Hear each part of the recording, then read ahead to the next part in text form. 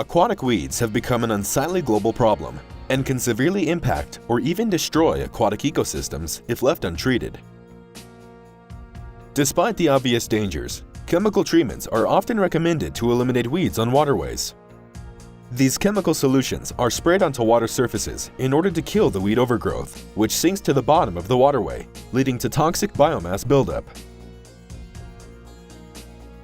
Inevitably, the waterways are severely polluted, resulting in much unnecessary death of aquatic animal and plant life. Do we really need to pollute an entire waterway to treat weed overgrowth? Definitely not.